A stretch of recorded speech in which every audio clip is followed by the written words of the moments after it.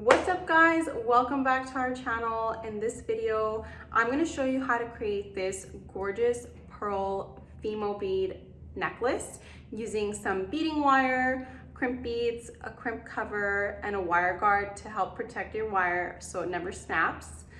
I love this piece so much because we've used a clasp that has Roman numeral letters engraved onto it that spell out the word manifest.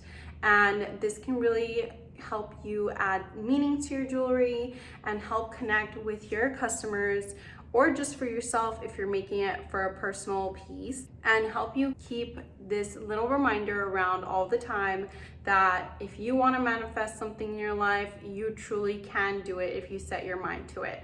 So let's get right into how to create this amazing piece, and I'm going to show you guys how to do it step by step. First, you want to start off by taking your beading wire and then your little crimp bead and string the crimp bead onto the wire. Then take your wire guard and hook the beading wire into one hole of the wire guard, and then take the wire back into the wire guard and string it all the way in. And then take your beading wire and hook that second wire back into the crimp bead and pull the crimp bead all the way down next to the wire guard. Then you want to use the bottom section of the crimper tool to create a little heart shape. And you place the crimp bead into that bottom section of the crimper tool and you press down to create that bended heart shape. And then you want to put the crimp bead perpendicular inside of the top part of the crimper tool.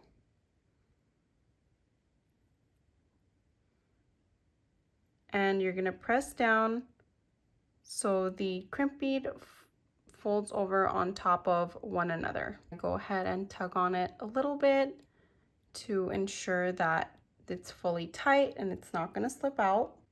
Then you'll grab your crimp cover and you're going to insert the crimp cover over the crimp bead and press down to close the crimp cover over on top of the crimp bead to add more of an aesthetic, pleasing look.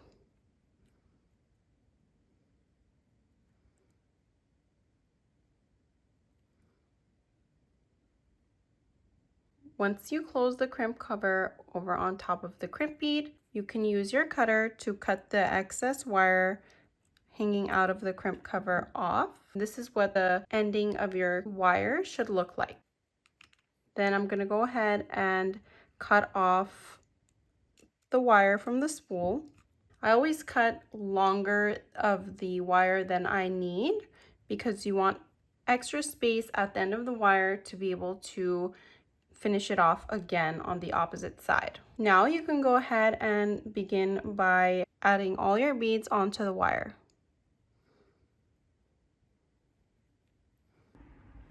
Once you have all the beads strung on the wire in your preferred order, we're going to go ahead and repeat the same thing we did on the first side to this side as well.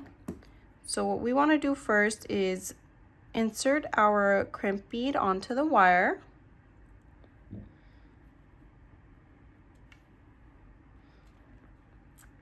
Then grab a wire guard and insert one side of the wire into the wire guard. Insert the wire back into the wire guard. And insert the wire back into the crimp bead as well. Hold this section with the plier and then pull down close to the ending, and always do a checking method where you make sure that there's no tension within the beads on the wire. And once you're certain that there's no tension, you can go ahead and crimp down the bottom section of the crimp tool onto the crimp bead. And it's going to create a little heart shape. and then go back and insert the crimp bead in the top section of the crimper tool, and then press down so that it folds over on top of one another, and then do a little test, make sure it's fully on there. Then you can grab your crimp cover and use your plier to insert it over the crimp bead and press down to close it over on top.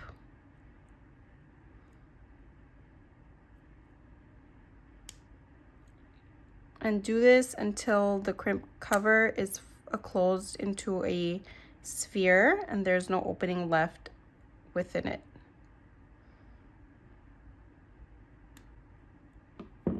Once the crimp cover is closed on top of the crimp, you can go ahead and use your cutter to cut the excess wire that's hanging out off.